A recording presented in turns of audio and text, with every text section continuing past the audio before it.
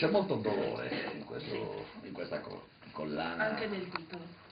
C'è dolore nel titolo, sì, ne parlavamo, di 33. 33 sono gli anni di Cristo. Che cosa volevi esprimere? La morte di Cristo e la passione di Cristo, quindi la passione di ogni essere umano che si trova a dover vivere in questi spazi, in patire. Vedi la vita come una costellazione di dolore? No, ma non scappo se c'è, lo affronto. E nella tua vita c'è stato, perché c'è traccia di queste poesie che sono autobiografiche, in gran parte, è difficile che la poesia non sia autobiografica. Sì, lo è sempre, anche quando parli della tua città o della Sardegna, come hai fatto. Comunque sia, è pressoché impossibile che non sia autobiografica.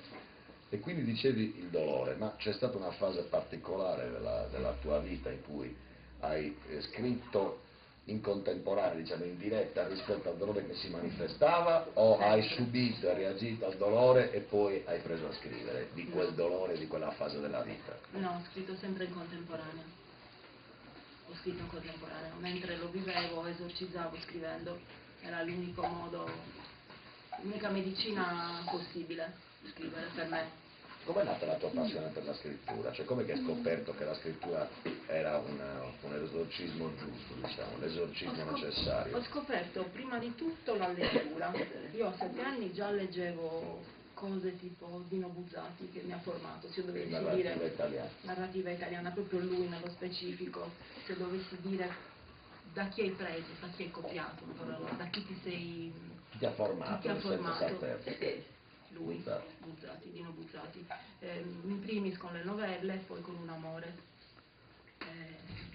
Lì proprio ho detto, io voglio scrivere, ed ero giovanissima, bambina. Proprio quando... Un amore avevo 13 anni quando l'ho letto. Ho detto, io voglio scrivere. E in quel periodo una mia cugina mi ha regalato un diario con lucchetto, quelli proprio per ragazzina, e ho iniziato lì a scrivere le prime novelle. A custodire gelosamente. Sì, naturalmente non volevo che nessuno... Certo.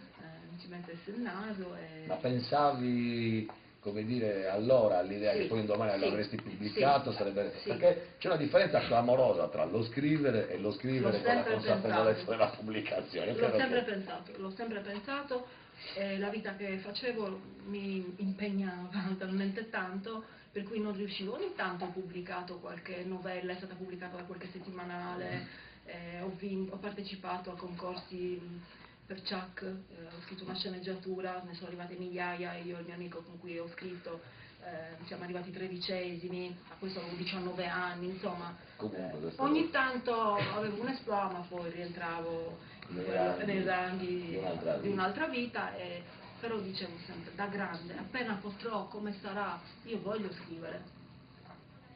E poi... E oggi che cosa leggi? Perché ci interessa anche capire che cosa legge una scrittrice. Cosa c'è sul tuo comodino o nel tuo studio dove hai i tuoi libri? Ci sono file di libri. L'ultimo, allora adesso sono una lettrice diffidente, cosa che non avrei mai creduto. Compri e non leggi? No. Io compro e non leggo. No.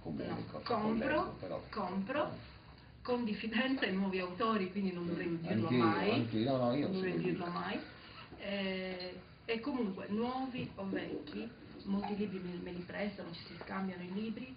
Se dopo 2 pagine, mentre da ragazzina era un compito, da là poteva essere L'Idiota di Dostoevskij o tutto, lo dovevo leggere, adesso no, se non mi prende lo panchino, non lo apro mai più.